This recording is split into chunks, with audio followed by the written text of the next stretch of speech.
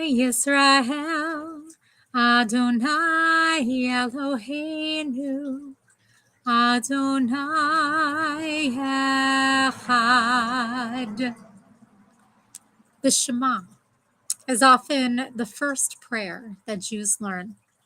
It's considered to be a pinnacle of our morning and evening prayer services alike. Many Jews offer this prayer every morning when they rise and every evening before they go to bed. But what is it that's so compelling about this short prayer? Hear, O Israel, Adonai is our God, Adonai is one. The Shema prayer comes from this week's Torah portion, V'etchanan. As Mark Brettler points out, it has no particular significance in the Torah.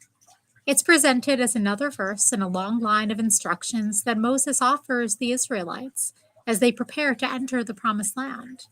By the 1st and 2nd centuries, this short prayer had captured the attention of many rabbinic scholars. A papyrus scroll introduced the Shema in the early post-biblical period by saying, "These are the laws and the rule which Adonai commanded Israel in the desert when they left Egypt." Commentator Abarbanel remarked that the Shema was a text on par with the Ten Commandments in terms of importance. Beautiful midrashim circulated about the Shema.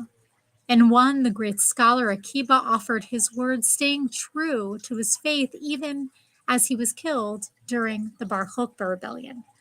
In another, Jacob's son spoke the words of the Shema to Jacob on his deathbed, assuring him that they would remain true to their heritage and to their faith.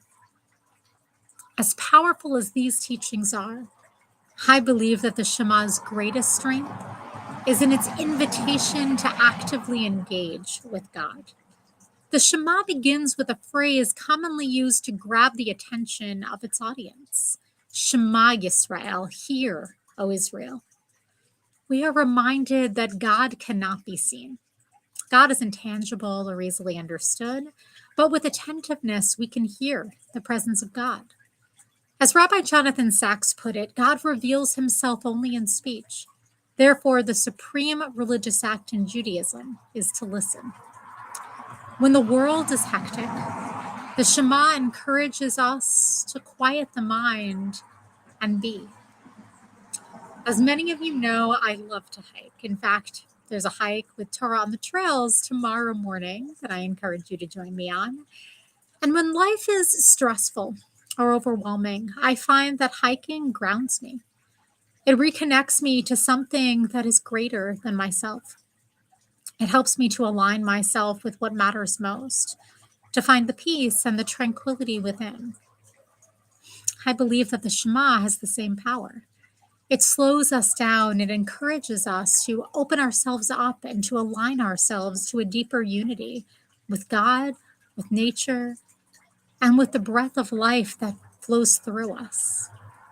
It's an opportunity to attune to all that is true and good and just and merciful, to the still small voice that calls out to us. This Shabbat, may we pause to listen to that still small voice, finding peace in a source of life that is the source of all, and yet intimately personal. Hear, O Israel, God is personal, God is communal, God is one, and so are we. Shabbat Shalom, everyone. I look forward to seeing you tonight at services at 7 p.m. or tomorrow at Torah on the Trails. And I hope that this Shabbat gives you meaning and rest.